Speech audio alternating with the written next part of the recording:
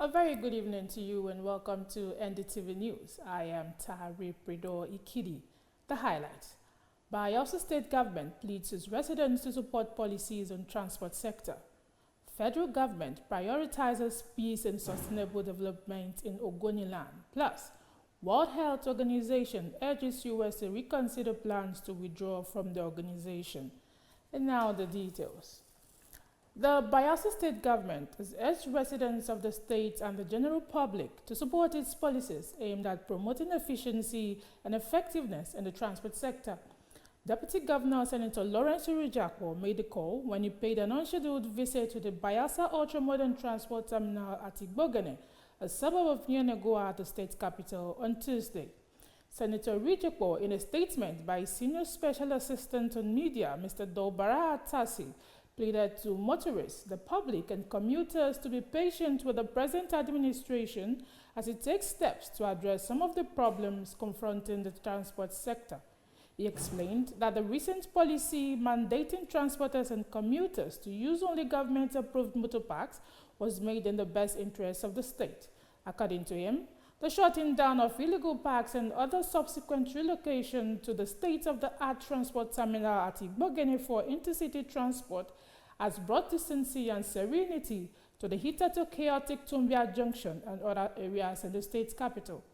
The deputy governor noted that while government intends to build more befitting parks to make commuting easier, the Ekeki Motor Park would continue to cater for the needs of those traveling within the state. While sympathizing with the people for some of the inconveniences thrown up by the new policy, he assured that government was going to do everything possible to address all reasonable challenges associated with the use of the new transport terminal. The Deputy Governor was accompanied on the inspection by the Commissioner for Transport, Honorable Priya Bodrick, the Commissioner for Information and Orientation, Mrs. Ebiwo Koku Obiai, the Bayelsa Central Special Duties Commissioner, Mr. Mandi Silvanus Akpalo, the Permanent Secretary, Ministry of Works, Dr. Johnson Dagana, and other top government officials. President Bola Ahmed Tinubu yesterday appealed to leaders of Ogoniland in Rivers State to put the past behind them, as it would be difficult to heal the wounds of the past if they continue to be angry. The president, who assured the Ogoni leaders that his administration would prioritize peace, justice, and sustainable development of the area, however, directed the National Security Advisor, Malam Nuhu Ribadu, to coordinate inclusive negotiations with the Ogoni leaders. In a statement signed by Special Advisor on Information and Strategy, Bayo Onanuga, the president asked ministers, the NNPCL, and the Rivers State government to cooperate with the Office of the National Security Advisor to achieve this mandate. Addressing the closed-door meeting attended by Governor Fubara of Rivers State and the FCT Minister, Nyesom Wike, Tinubu commended the delegation for embracing the federal government-led dialogue and emphasized the need for collaboration, trust, and inclusiveness to resolve lingering issues in the region. Earlier, Governor Fubara has thanked the president for his support for the Ogoni people and for welcoming an all-inclusive representation of the people to the presidential villa, adding that the meeting was a follow-up to an assignment the president gave him through the National Security Advisor. Emphasizing the importance of resuming oil operations in Ogoniland, the governor pleaded the delegation's commitment to adhering to the president's instructions and providing the necessary support to achieve the government's objectives. The National Security Advisor, on his part, commended the Ogoni people for their trust in President Tinubu and for embracing dialogue as a path to meaningful progress and enduring solutions. The Federal Ministry of Livestock Development yesterday alerted Nigerians to the outbreak of anthrax in Zamfara State. The Director, Information and Public Relations Department of the Ministry, Ben Bemgong, who disclosed this in a statement, called for heightened vigilance and proactive measures to mitigate the risks associated with the disease. Mr. Gong further revealed that symptoms of anthrax include fever, coughing, vomiting, nausea, diarrhea, sore throat, and swollen lymph nodes, as well as headaches, itching, and bleeding from major openings. The statement also advised livestock farmers to put in place preventive measures, saying, while anthrax preventable through coordinated efforts such as risk assessment, surveys, and ring vaccination of susceptible animals in high-risk areas, prompt detection and response are critical to containing its spread. It called on stakeholders, especially states bordering Zamfara, to take immediate steps to prevent further spread of the disease. The federal government has introduced the National Health Fellows Program for youths across 774 local government areas in Nigeria. A statement by the president's spokesperson, Bayo Onanuga, on Monday called for applications from persons aged between 25 and 35, adding that the Tinubu administration is requesting applications from young Nigerians to enroll in the National Health Fellows Program. Onanuga said they would be remunerated and equipped with appropriate tools to drive positive change in the health sector, noting that the application deadline is 27 January 2025. He further stressed that candidates must portray or demonstrate interest or experience in public health or health-related NGO and partner organizations or community projects that demonstrate leadership and initiative and avail themselves to participate full-time in the fellowship program. If you're still watching, this is NDTV News. On the headlines, Bayelsa State Government pleads with residents to support policies on the transport sector. Federal government prioritizes peace and sustainable development in Ogoniland. Still to come in the news, World Health Organization urges US to reconsider plans to withdraw from the organization. Details of these and other stories after the break. Do stay with us. Welcome to Niger Delta Television News and Current Affairs Department at the NS Ikoli Media Complex here in Yanagwa, Bayelsa State. One of NDTV's traditional objectives is to disseminate information with renewed vigor.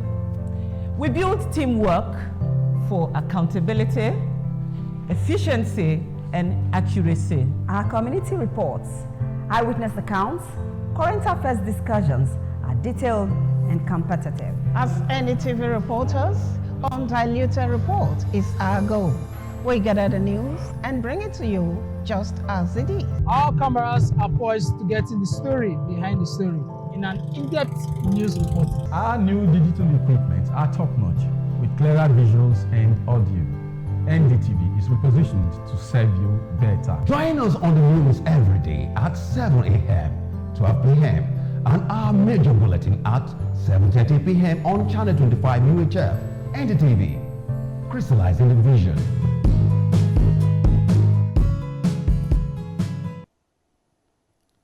Thanks for staying tuned. The news continues. The Nigerian Labour Congress has faltered the proposal for the allocation of 8 billion naira to sensitize Nigerians on the importance of paying electricity bills by the Minister of Power, Adebayo Adelabu. In a statement by the NLC President Joe Ajero titled, "Before the Power Sector Collapses, 8 billion budget for electricity bill sensitization is a shameless state testament to incompetence and wastefulness." The Congress lamented that the proposal came at a time when billions of Nigerians were grappling with crushing poverty, runaway inflation, and unbearable weight of the falling economy. While calling on the National Assembly to rise to its constitutional duty by removing the allocation from the budget, Ajero said the NLC would not remain quiet while public funds were squandered in the name of governance. He urged President Bola Tinubu to take steps to rein in officials in the Power Ministry and the National Electricity Regulation Commission to reinvigorate the sector and save it from total collapse. The NLC president maintained that unless the perceived incompetence, wastefulness, and corruption in the ministry and NEC were addressed urgently, the nation's power sector might collapse completely. Ajero said it was laughable to think that the government believes it's important to Nigerians, especially at this time, to be sensitized on why they should pay more for electricity amid constant grid failure and overwhelming darkness.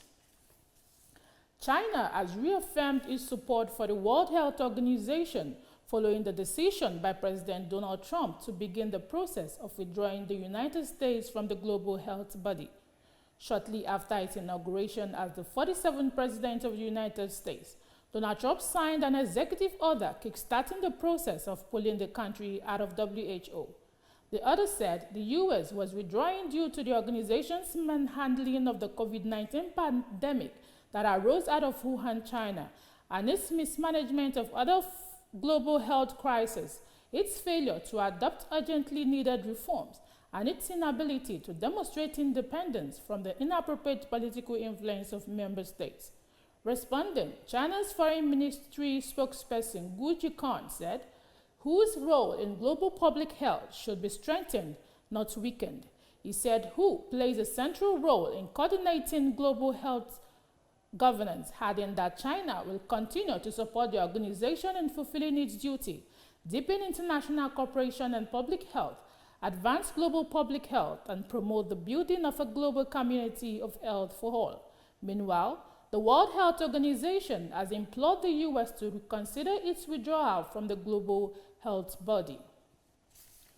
On the entertainment scene, a Nigerian-born journalist, Richard Edoka, has been selected for the 2025 Best Newcomer National Hospital Radio Awards in the United Kingdom. For details of this and more in entertainment news, let's join Rebecca Ogutunde.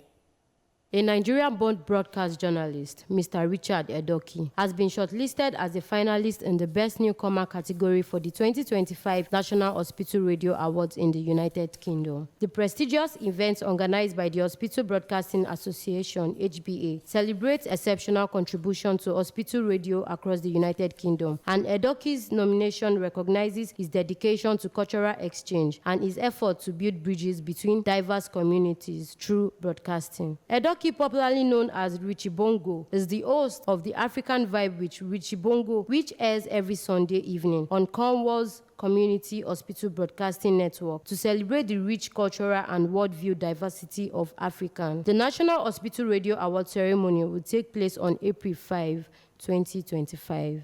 Famous gospel singer Mercy Chinwo has dragged her ex-manager Ezekiel Onyedikachukwu to court over alleged diversion of $345 music royalties. Following Chinwo's accusations, the Nigeria Economic, Financial and Crime Commission (EFCC) filed a motion to secure the manager's appearance in court and a warrant issued by the Lagos State Federal High Court for his arrest. According to the reports, Onyedikachukwu will be arraigned for allegedly failing to remit Chinwo's fair share of music royalties from the singer's online platform and concerts on January 24, 2025. The commission, in an affidavit supporting the application, explained that Mercy Chinwo had written petition against the manager. Veteran Nigerian actor Francis Duru tells Naomi Chima how he managed the grief of losing his son, his career, and other issues. Francis said it has deepened his perspectives and outlook on life. In his words,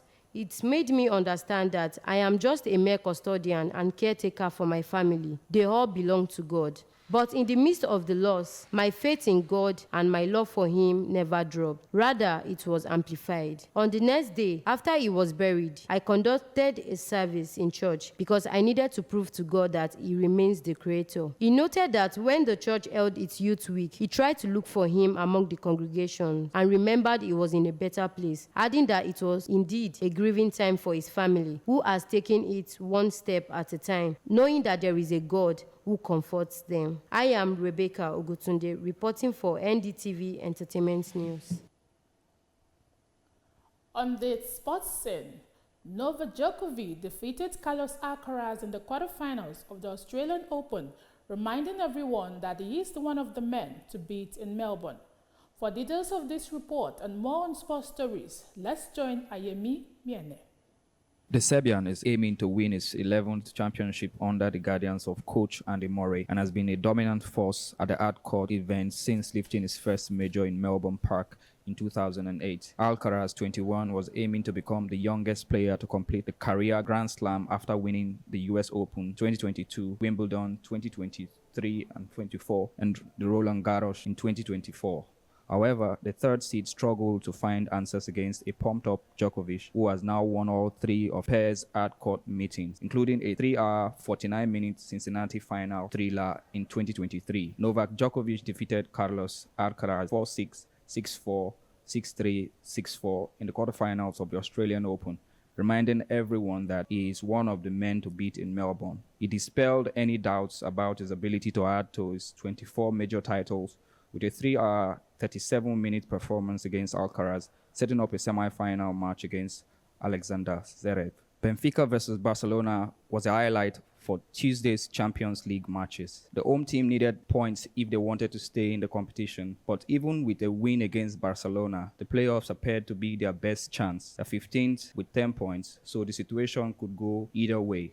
Barcelona is second in the table, and a win in Portugal would almost certainly secure a spot in the round of 16 without the risk of playoffs. So far, they have 5 wins and 1 draw, making them one of the competition's strongest sides. Benfica took the lead in the second minute through Pavlidis, and Barcelona responded with a penalty kick scored by Robert Lewandowski. Pavlidis became only the 3rd player in Champions League history to score 3 goals in less than 30 minutes, giving the hosts a 3-1 lead in halftime. Rafinha cut the deficit, but Benfica went ahead 4-2 in less than 4 minutes thanks to an own goal by Araujo. The comeback began with Robert Lewandowski scoring from the spot again, and then Eric Garcia leveling the scores at 4-4. But with what appeared to be the final kick of the match, Rafinha produced a fine counter-attack and slotted the ball into the back of the net to make it 5-4 in favor of Barcelona in added time. That was how it ended in Portugal. Ayemi Mene for NDTV Sports. And that's the size of our package this evening. But before we go, a quick look at the closing highlights. The Bayelsa State government has urged residents of the state and the general public to support its policies aimed at promoting efficiency and effectiveness in the transport sector. We also brought to you a report that President Bola Ahmed Tinubu yesterday appealed to leaders of Ogoniland and River State to put the past behind them, as it would be difficult to heal the wounds of the past if they continue to be angry. And finally, China has reaffirmed its support for the World Health Organization following the decision by President Donald Trump to begin the process of withdrawing the United States from the global health body. Thanks for watching. I am Tari Prido Ikidi.